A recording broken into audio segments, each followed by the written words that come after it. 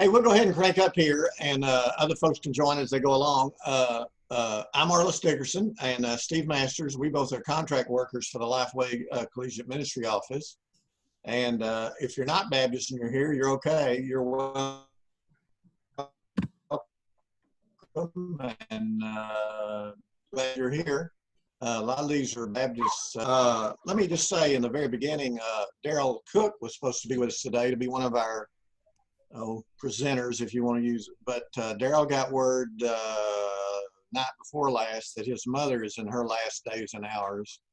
And so he has gone there to be with her. And I want to just stop and pray for Daryl and his family for just a minute before we go further. So let me just pray for Daryl. Father, thank you for today. Thank you for this chance to be with these friends in this way. We particularly want to lift up Daryl to you and his family as his mom's in her last days and hours. And Father, I would pray just as I pray in circumstances like this all the time. I pray that you would flood him and his brother with some precious memories of the past, of time with his mom and all. And we just pray for her grace and peace and her going home during this time.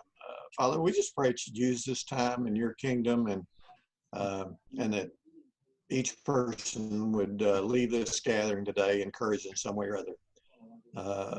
In the sweet and powerful name of Jesus, I pray. Amen.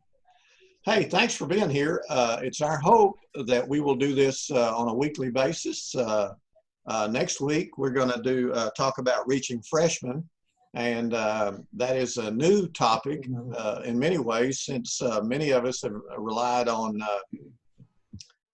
summer orientations and all kind of things like that ain't going to happen. You know, I just saw a friend of mine whose son's a senior, and she said, well, I just registered for us to go to his online orientation. And so what that means and how all that's going to work. So we're going to talk some of that next week. Today, Paul and Ryan are going to, I've asked them to do a little 5-minute thing, and then each, and then we'll go back to them, and I'll give you a chance to think and think what questions you want to ask or whatever. But obviously we're focused on using social media today and so forth. So Paul, why don't you start us out by telling some things you're doing, and then in a little bit I'm going to go back to you about something you're doing. I know it's of particular interest to you. Sure. So swing at it, Paul. All right. So I'm excited to share with you guys. I had a couple kind of big picture thoughts about the moment that we're in right now. I honestly believe that this is an unprecedented opportunity for us to share the gospel with students. Students are lonely. They are a lot of them. Statistics show that most of them are addicted to pornography. For guys, it's up to 90%. And a lot of them are struggling with depression, mental illness, and most of them statistically also are not saved, not Christians, heading to a Christless eternity.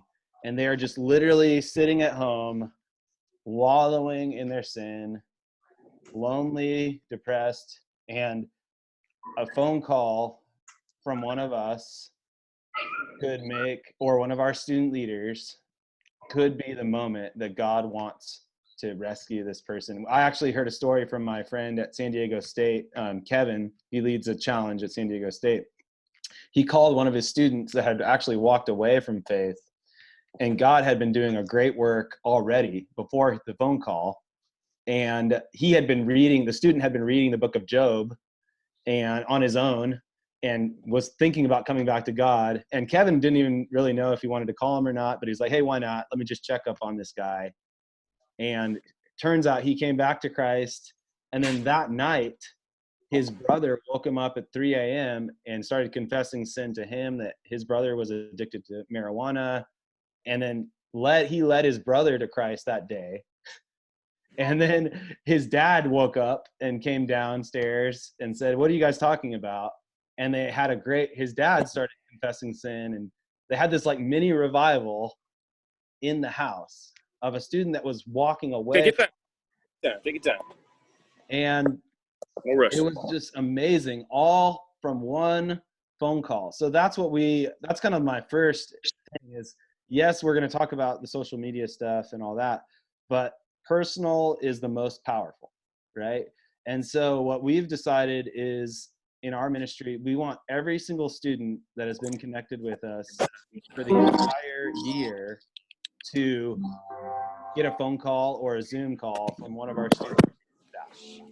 So we just decided we actually did that at the beginning of whenever we started having the shelter in place. And, Somebody, so if Steve or somebody Arliss, needs to mute there.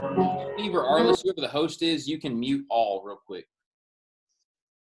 yeah, you can. Yeah. All right, yeah, Steve, you can Okay. mute everyone, and then maybe. All right, Steve's working on it there. Okay, maybe that was just some mood music. You know, I'm gonna take an altar call. Yeah, there you go. Maybe an offering.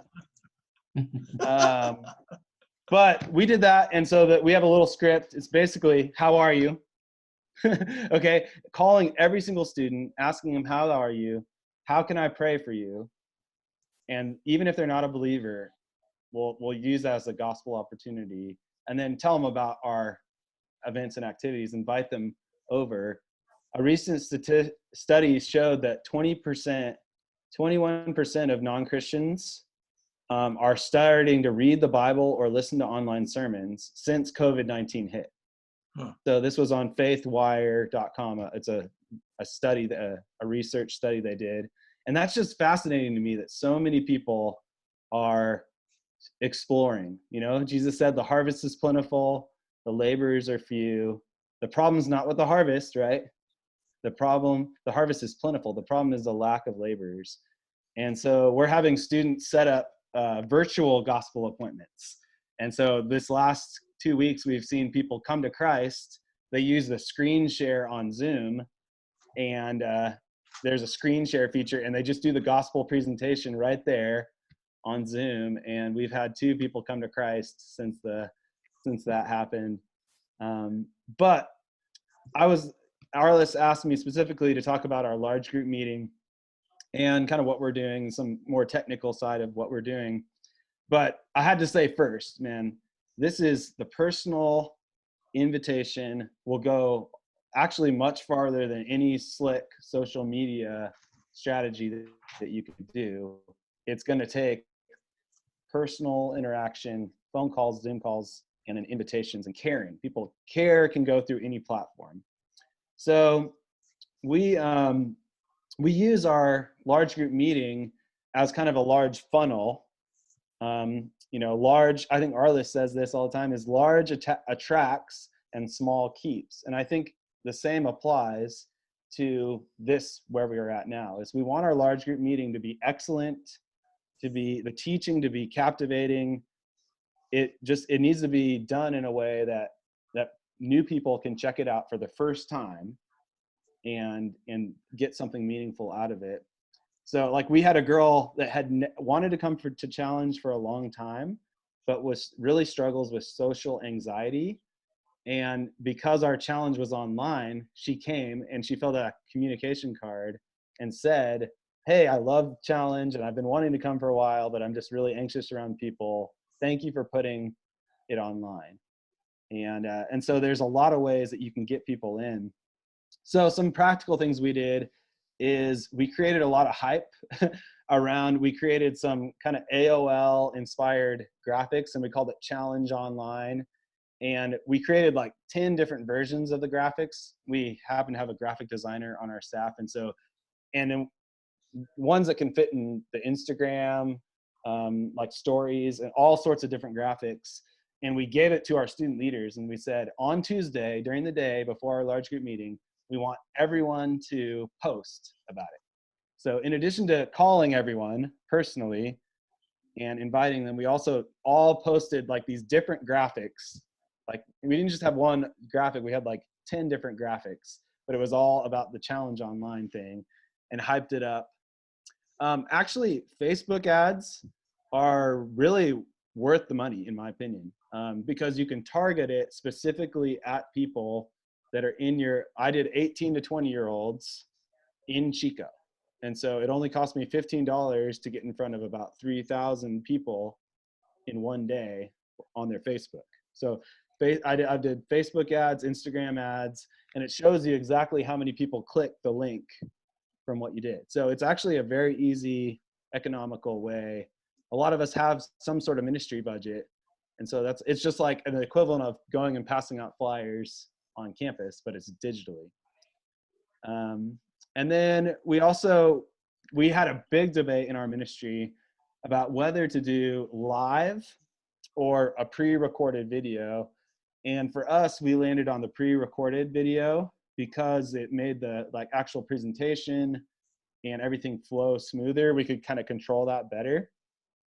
But our goal was to make that as live feeling as possible. So we want it to feel live, even though it wasn't live.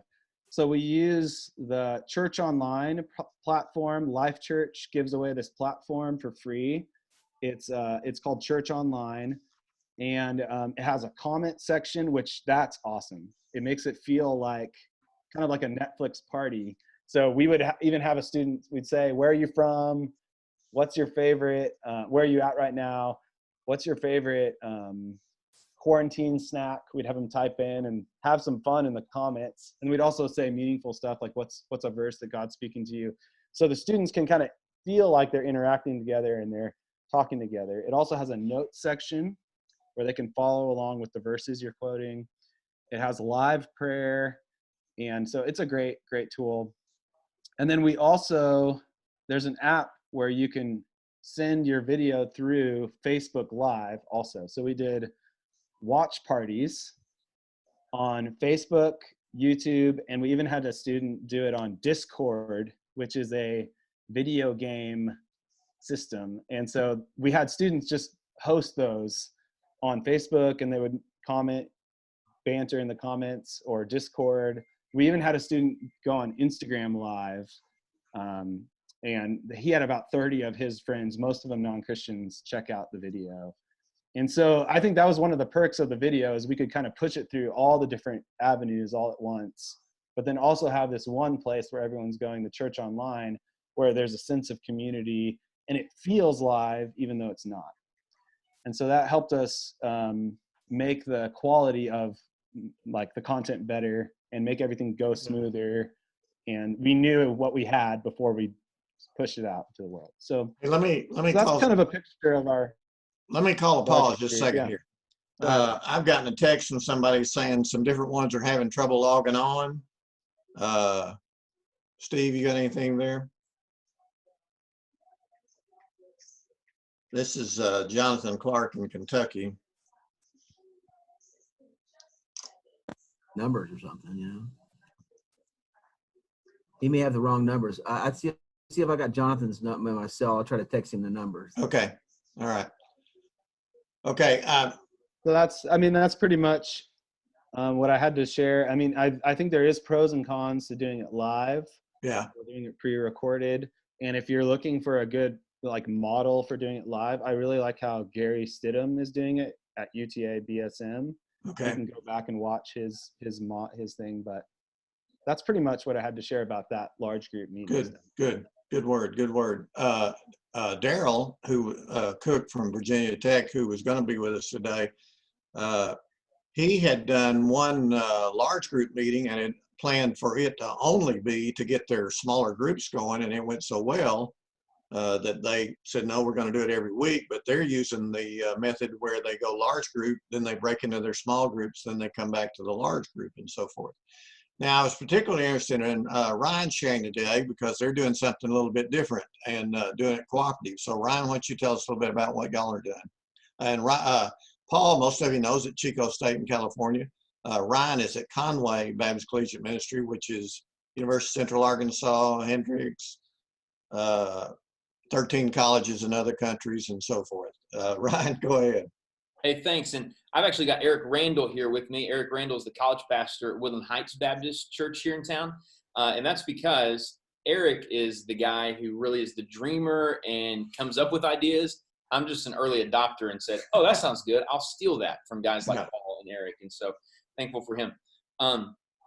we pretty early on noticed that students were getting quite a bit of screen fatigue. Everybody in town was doing something online, and it just seemed like it was kind of crazy. We have a pretty good network of churches. I know that in the chat right now, we've got a lot of church guys and campus ministry guys. And so we just contacted all our college pastors and kind of got together, and we created a Facebook group. We called it Conway College Collective. And we threw every student from every one of our ministries into that group as best we could. I think one of the things that we've learned so far is some social media platforms that we thought were dead for college ministry have been revived. I think a year ago, people would have said Facebook's irrelevant, use Instagram, Twitter maybe, but Facebook groups are incredible during this season. I know Paul's used those pretty continuously, but the opportunity that students have to invite people into them and see different content. And so every day, Eric, I'll let you share kind of what we do every day in that Facebook group.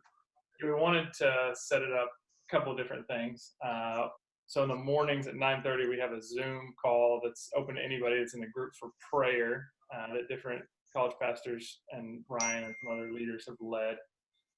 Just an opportunity to pray together, continue to see one another face to face a little bit. And then at 4:30, we are going live.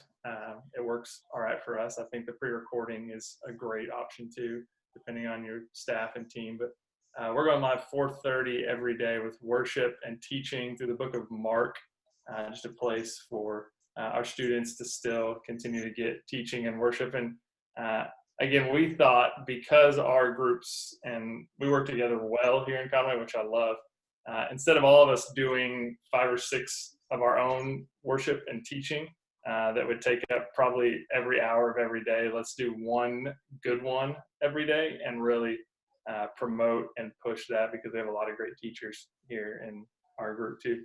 And so let's push that as our one kind of landing spot for teaching and worship every day. And then in the evenings, we've tried just to do something fun. So we've done a couple of different games. We've used Jackbox games through Zoom. We've used Kahoot. I mean, there's 100 different options that you can use through that, through screen sharing and having people host that. But honestly, our best ones have been some of the ones we've done on Facebook Live, where we've just had goofy stuff. Me and another college pastor had people send in videos of students washing their hands, and we judged them like a film session.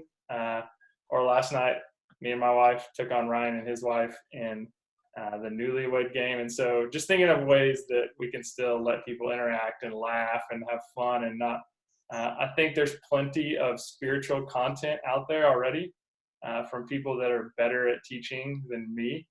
And so let's also give students an opportunity just to laugh and come together and interact and make fun of us for doing goofy stuff on video, because I think we miss a lot of that when we go digital, because I think our natural instinct is like content, teaching, small groups, which is great, and we need that because that is where those gospel conversations happen. But I think we lose fun quickly a lot too when we get into this quarantine. And so that was one of the things we wanted to make sure of, that we had just a place for fun still, and just that kind of general community feel where they could laugh and goof off together. And the cool thing is that we've interacted with folks through this that we didn't see nearly as consistently in our ministry. There's one girl, Mariah, who has not missed. We've done this 10-day challenge, and we've done the prayer, worship teaching, and Perfect games. attendance. And she's got perfect attendance. This Amazing. is day 9. Yeah. She's not missed a single thing. And she's invited, dozens of folks into the group just to be a part of it. So that's one great thing about Facebook groups, is that people can invite people into it, and it's kind of their invitation of sorts. The best thing that we did early on, and Eric gets full credit for this, I'm kind of a Google Docs nerd. I kind of like that. But Eric introduced us all to something called Airtable. We noticed early on the international students in our area were having a really difficult time connecting to their needs. Yeah. The university said, hey, dorms are going to shut down. There are some meal options, but not a lot. And so we pretty quickly created a really simple website, conwaycollegeneeds.com. And every time a student would fill that out, it would populate an Airtable. And so all of us college pastors in the area shared that. And right now we've met, how many is it? 45 needs so far, whether it's housing students or getting them food baskets. So most of it is. Most of it is food baskets, but every one of those is interactions with students. None of us have incredibly powerful international ministries here. But these are contacts that we're going to get to use and follow up with whenever they come back to school and those kind of things. I just want to echo Paul. The vast majority of my time the last 2.5 weeks has been calling any student that came to any worship service all year. And the coolest thing that I found, the students that come every week didn't appreciate it as much as the students that came one time and never came back. Yeah. That student that came late August or early September that I had their contact and I called and said, hey, I'm praying for you. Is there anything I could do? I mean, they just unloaded. They hadn't been to a single ministry thing on our campus since the last time they were with us. And it was just a unique time to kind of re-interject into their life.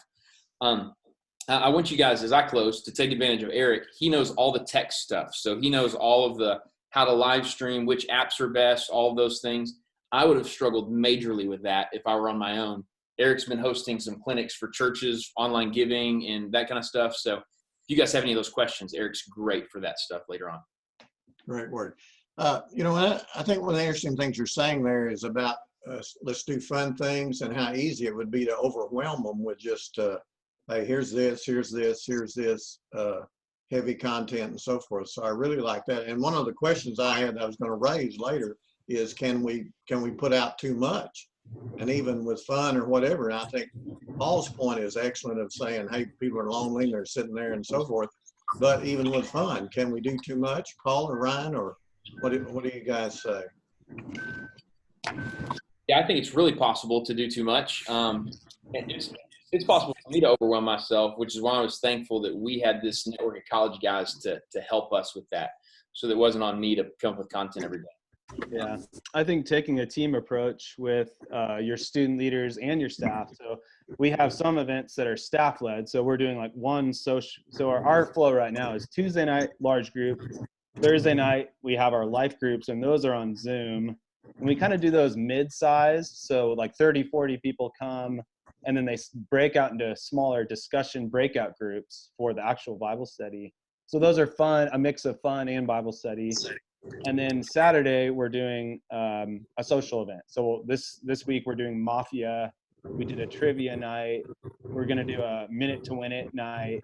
And so we're doing like every Saturday night we do that. So it's like 3 main nights a week that we're providing something official from Challenge, or, you know, but we're actually telling our students, hey, where the real relationships and the real ministry happens is through the unofficial stuff. So we're kind of like, staff are kind of behind the scenes helping the students say, hey, can you plan a Jackbox thing, or can you plan a Netflix watch party and invite like this group of freshmen, or using that as like a way to build community. Sometimes students feel more loved if they're invited to something that's not like the BCM branded event.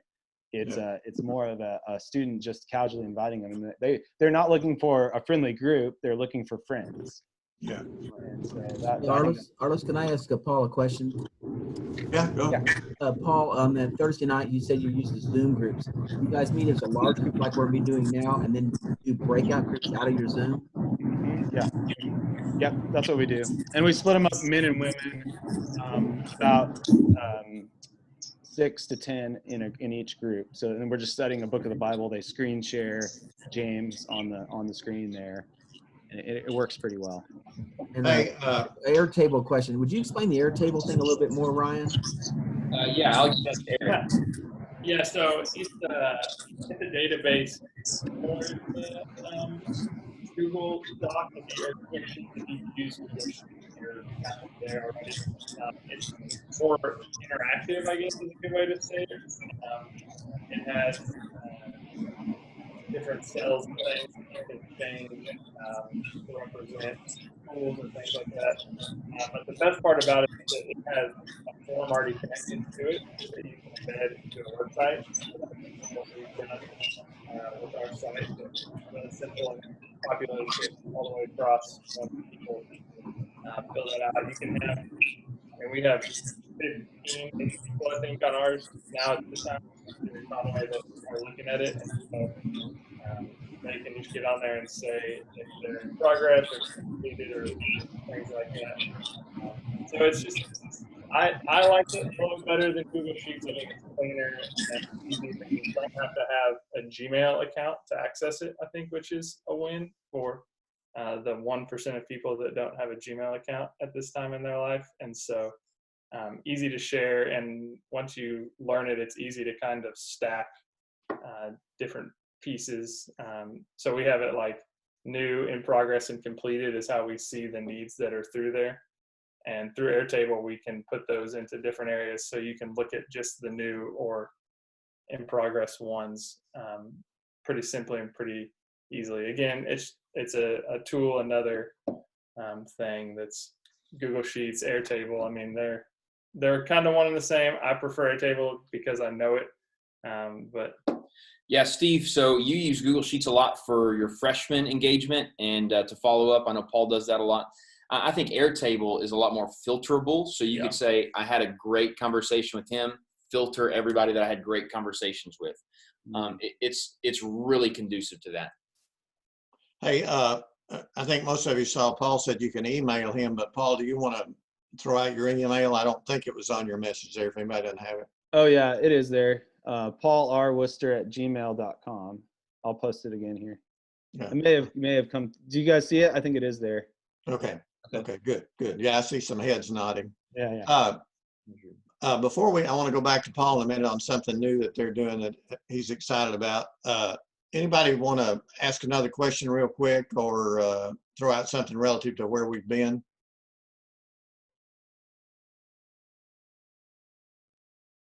Okay.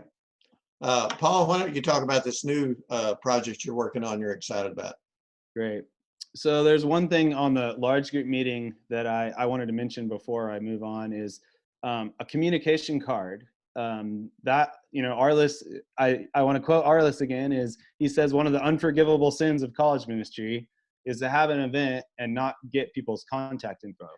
So you could check out kind of I'll put our link in here in a minute, but we have a communication card that asks people for their top takeaway and a prayer request. And we try to drive all the students towards that every Tuesday night so that we can get that contact information and plug them into groups or set up a virtual gospel appointment with them.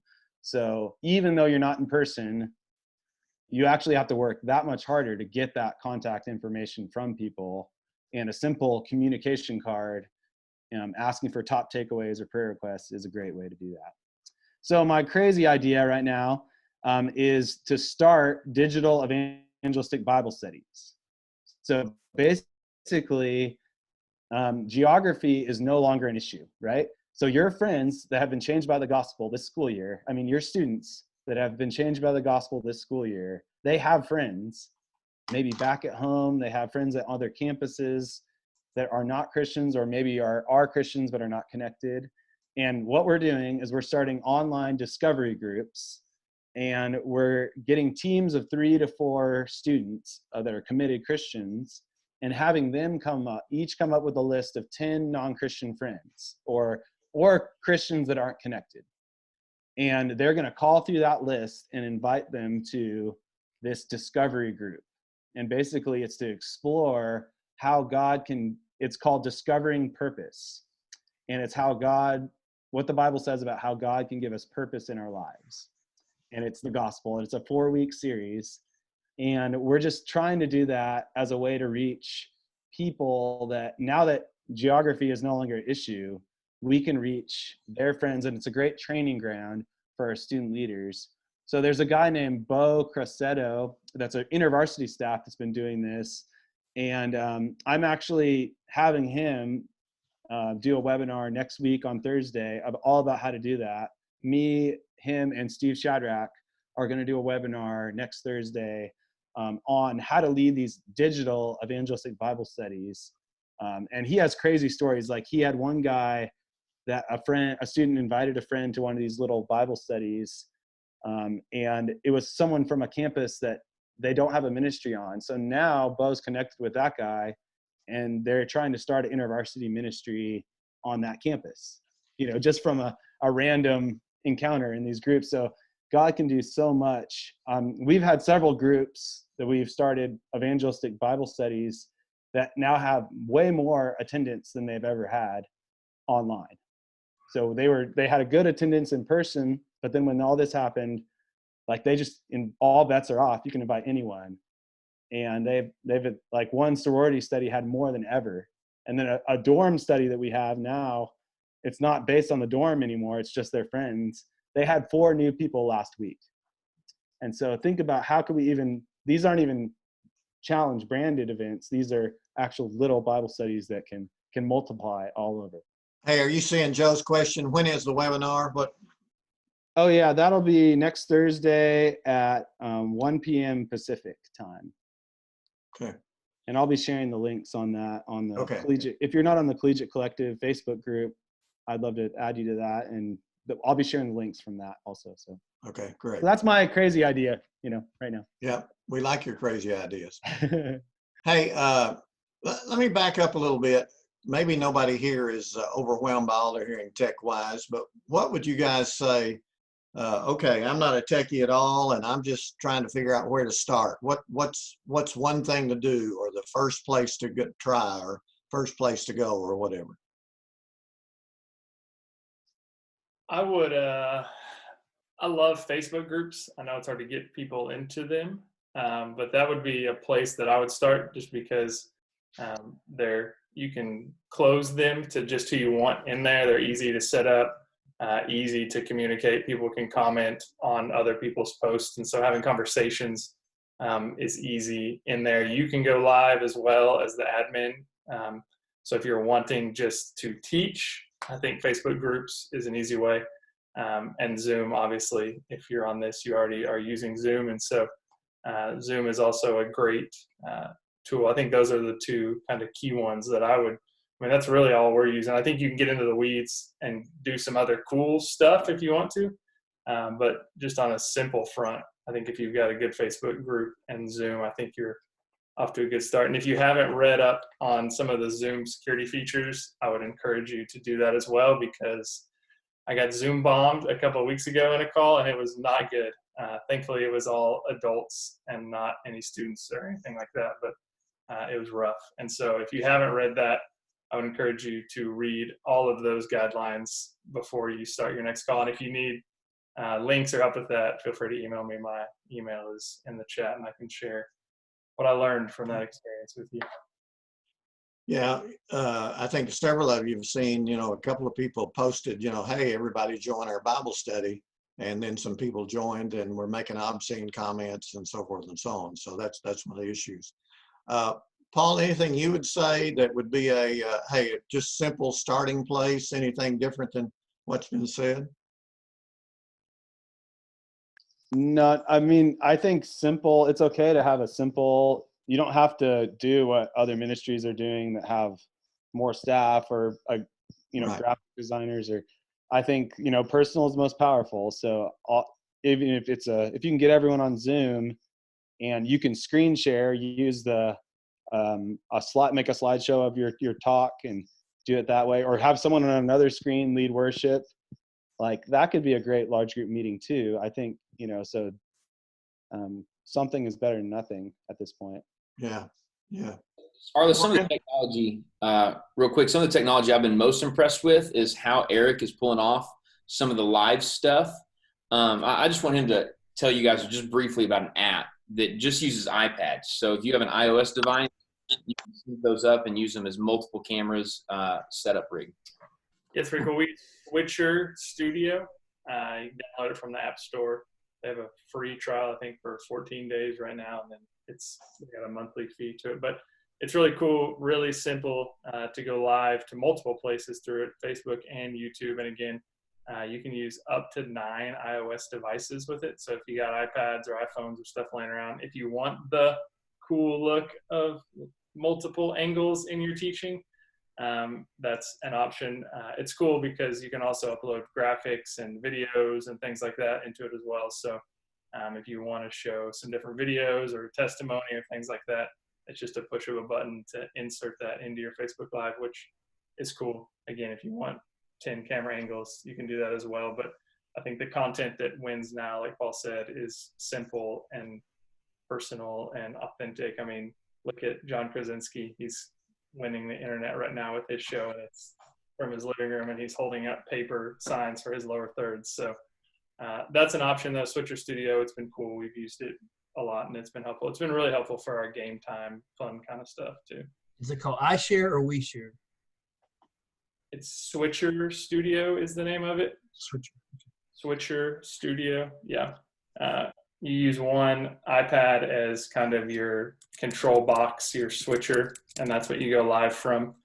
And then you can hook up all kinds of different iOS devices to it as well.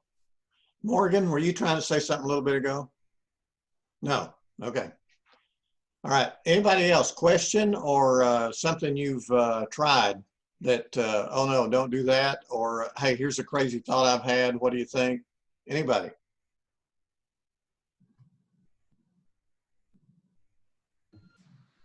We've had some success keeping students engaged. March Madness was canceled, so I created a bracket of the 64 restaurants in Birmingham and seeded them, and have all the students vote on 4 contests each day until we get to a champion, and whoever scores the most points gets a $50 gift card in the fall to go to that restaurant. And it's kept students really engaged in a fun activity. I like that. That's great. Somebody else, anything like that? I have something that I was in a meeting with yesterday, speaking with the state director from Missouri, and he made the point that one of the things we really need to be thinking about down the road is not raising support, but demonstrating our worthiness now. And so something we've been doing is just literally driving around and praying for our churches. And we post a short video of just 30 seconds in the parking lot praying for each church in our area. And our pastors just lit up like a Christmas tree. That's great. They just felt really blessed by that, which, hopefully will have an impact. Yeah, that is one of the things I mentioned in my blog today is that we have no idea what our finances are going to be this fall and how giving may be affected either to your ministry budget or for those of you raising your salaries or whatever. So, demonstrating our worthiness, I think during this time that's a great word. Somebody else, y'all are doing great. I have a question. How did they post that? Did they post that somewhere? Yeah. How do people know that they're being prayed for? Okay. Hey, do you post it Facebook or where, what? We just posted to the Facebook group in our local association. And I mean, I would assume a big part of our ministry, we're a regional college. I'm at Missouri Southern in Joplin, Missouri. So we're a regional school. A lot of our students are from within a 50-mile radius. And so, we could post to our own Facebook page as a ministry, but the local association page was great. Picked up a lot of views. You'd be surprised who watches that. People you don't know that sit in the 6th row of some small tiny church, but they'll post it and let their pastor know. Well, and that's the thing. I teach a Sunday school class of older adults, and I'm one of the younger ones in there, so you get the idea that it's older adults. And I do a Facebook Live Sunday school lesson every week, and boy, they pass it around like crazy, and so it's amazing how many people watch it. And I mention that to say, if you want your people in churches to see it, then you want to put it on Facebook, because that's where even now, I have older people that never been on Facebook that are signing up and so forth. So that's a great word. Good. Somebody else, y'all are doing super. Yeah, Arliss. Yeah. One of the things that we've used a lot has been Instagram. Everything that we're doing is Instagram. Okay. And what we've also attempted to do is to make the programming short, no more than 30 minutes, mainly because of, one, the attention span, but also, two, we don't want them to feel exhausted at the end of the video programming. And so that's been an important tool for us. And something that we have done that is different beyond the programming is on Wednesdays, I do a virtual prayer walk of our campus. Our students are gone. They're not at the campus And so what I'll do is I'll start with a video shot of some location on campus and see if they can figure out where I am. Okay. And then from there, I walk for the next 20 minutes around the campus. I have some passages of scripture that I read. I invite them to post if they have a prayer request. Last week, we prayed for our students that were waiting for results for their student teaching licensure.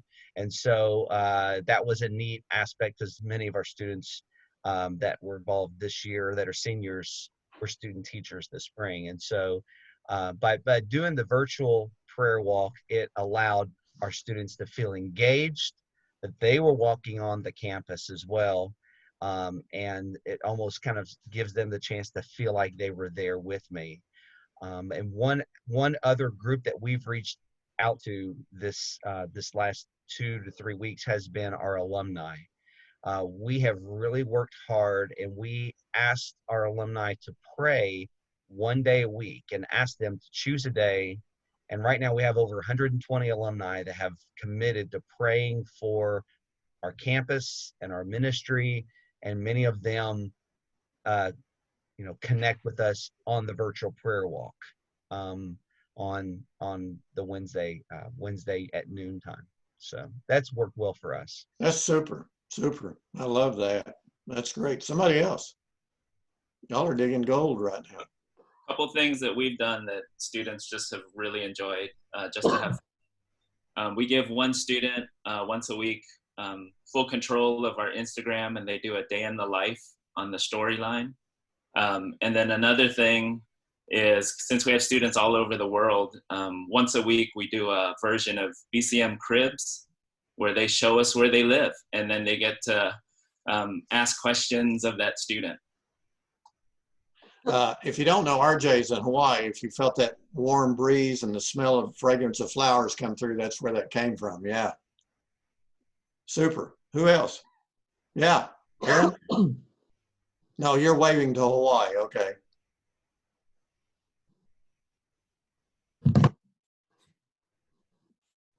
One of the things we're doing is using the YouVersion app, so the Bible app, just to go through a Bible study that students can comment on through that app. And so they have a link to it, and they have to create an account. And so we can see what they're posting and commenting on each other's comments.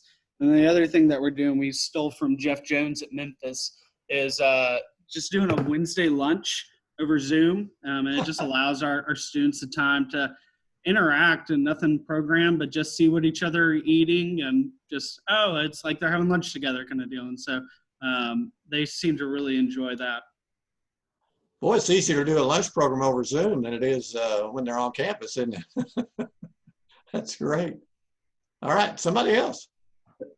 Mr. Arliss, I was going to say, unlearn the old rule of if somebody walks in late while you're already teaching, just ignore it and keep going with your lesson.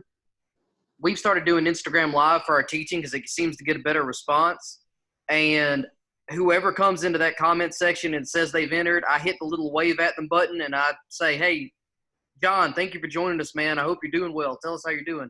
Just so they'll interact with that comment section, because it's not like you're calling them out for walking in late to church, you know. Yeah. Okay, good. Hey, I want to go back to what was said a while ago, and I don't remember now who said it, but about somebody about 30 minutes or whatever.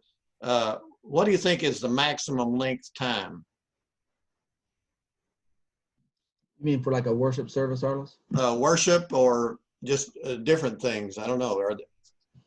Arliss, I know one thing that we're doing is like once we have about a 30-minute window where we're doing teaching time and stuff.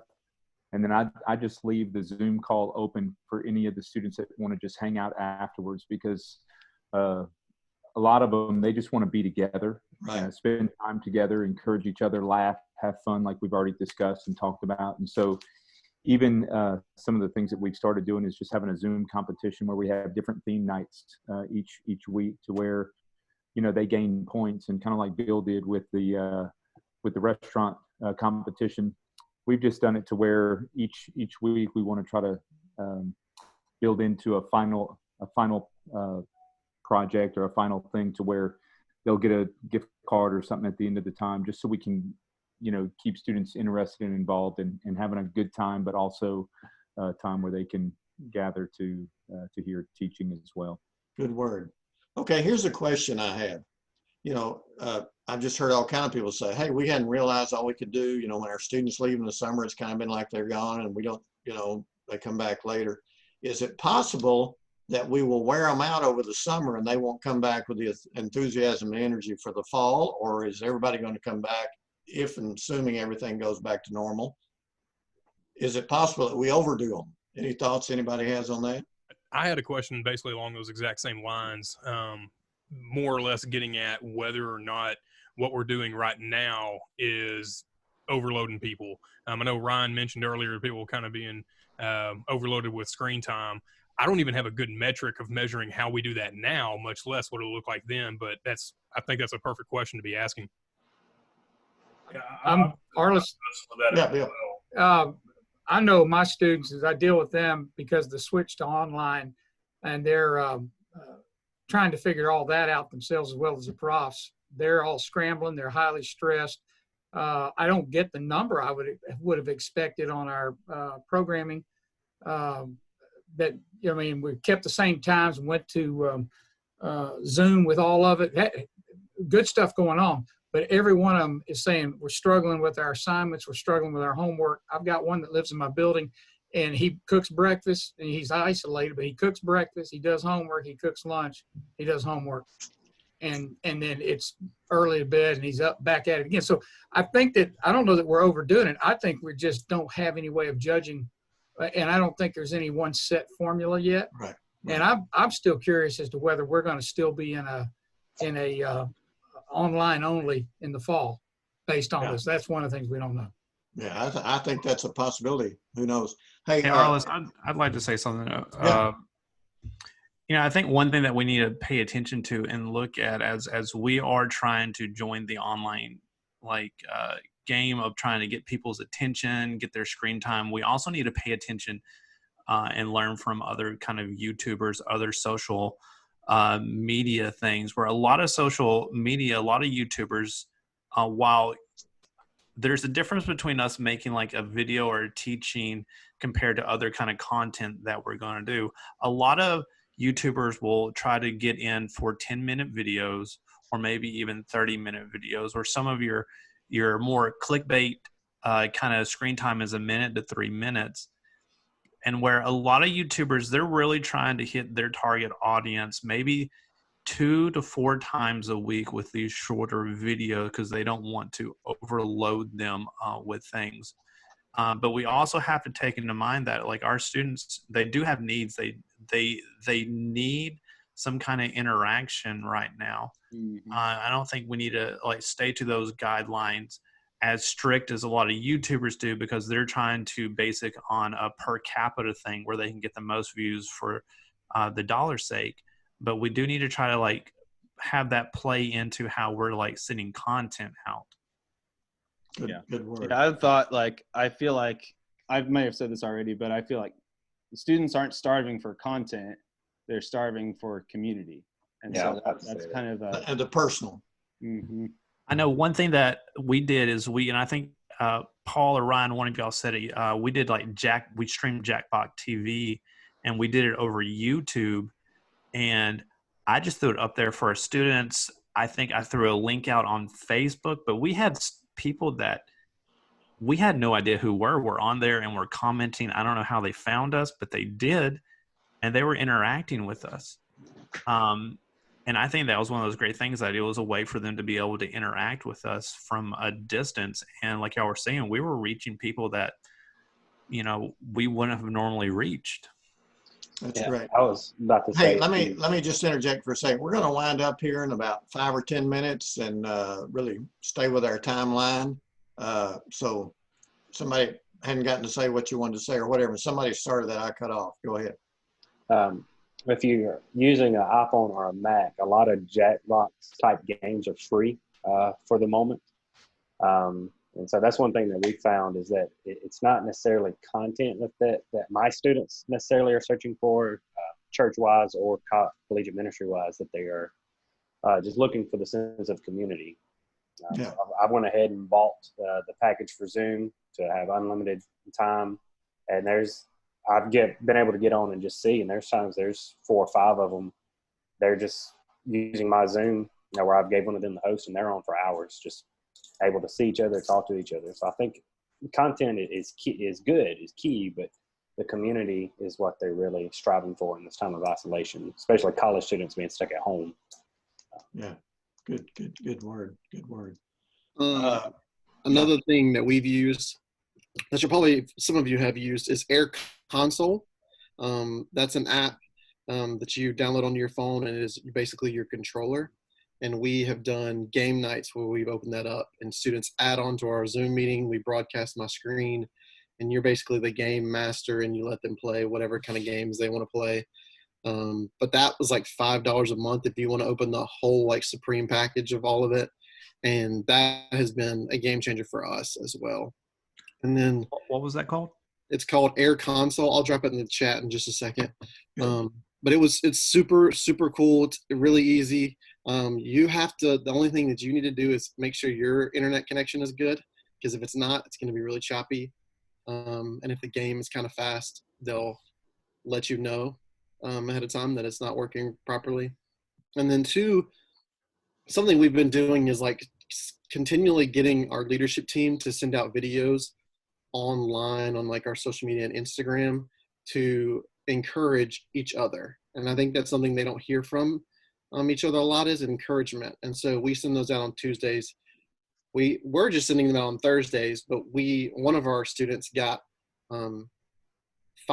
almost like close to 5,000 views on our Facebook page of just her encouragement video. And then like 40 people shared it, and it like took off. And so we've been doing those more, getting them to like, what is God showing you and challenging you with, and how can you encourage your fellow colleagues? And so that's something we just started doing a couple weeks ago, and it's been taken off. So great word. Hey, before we wind up here, I want to remember next week we're going to talk about reaching freshmen in these unusual times. The 3rd week is Ministry with Internationals, right, Steve? The 3rd week is the funding one. The 4th. Yeah, 3rd week is funding. Excuse me.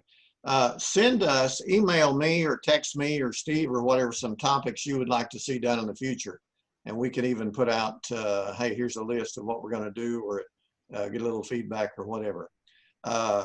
Bill Noah's on here, and just a minute or two, I want Bill to lead us in a word of prayer. Bill's our collegiate ministry leader at Lifeway, if you don't know Bill.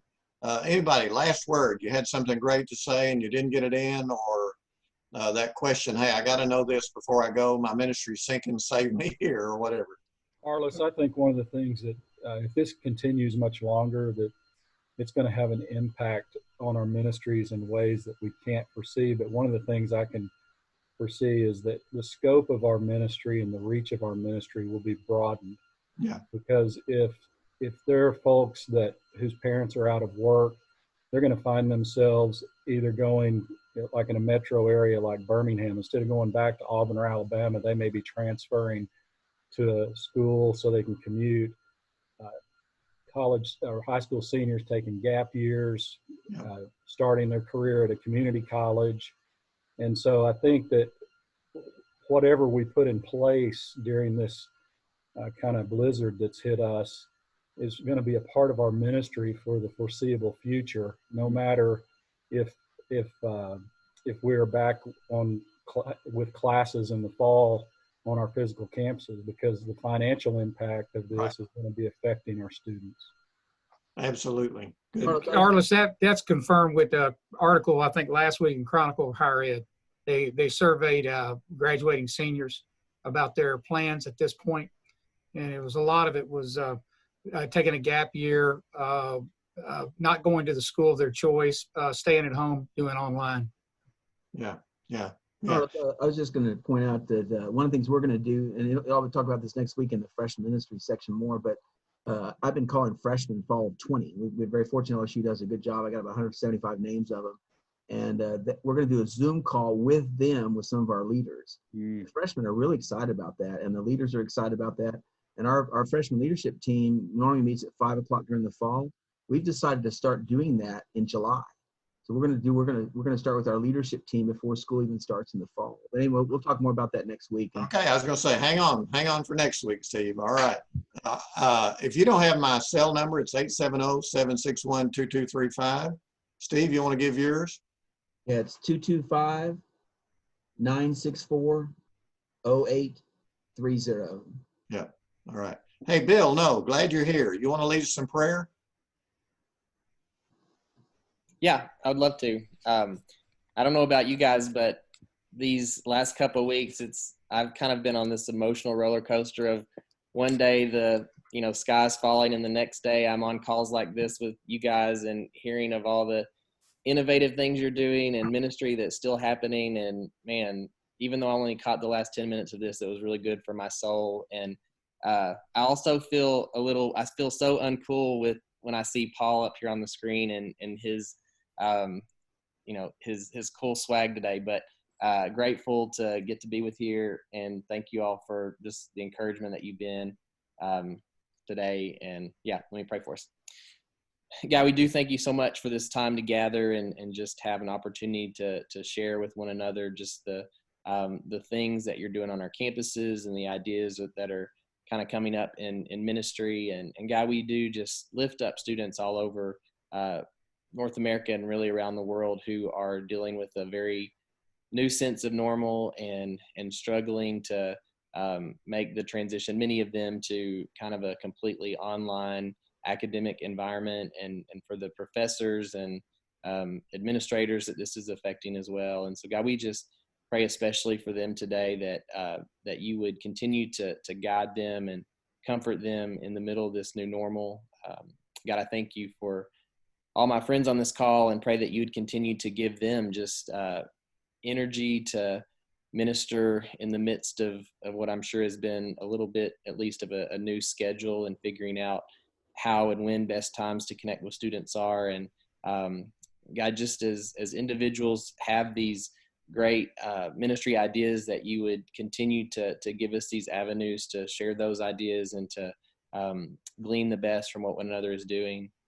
And God, we do acknowledge that kind of in the midst of this, at least for myself, there's been a kind of a renewed sense of humility that we can't just keep doing ministry on our own and in our own strength. And for the ways that maybe that's been revealed in our ministries, we repent of that and we acknowledge that. And God, we just beg you to move and do a work that we can't do on our own. And God, we just thank you maybe for how that will be one of the side effects of this time is kind of being recentered in our relationship with you and our dependence on you. And God, we thank you that you're big enough to hold us even during these times of crisis. God, again, I thank you for my brothers and sisters on this call, and just for the calling that we have to minister to college students. And we just pray for your help as we continue to do that. In Jesus' name we pray. Amen. Hey, thanks everybody. Have a great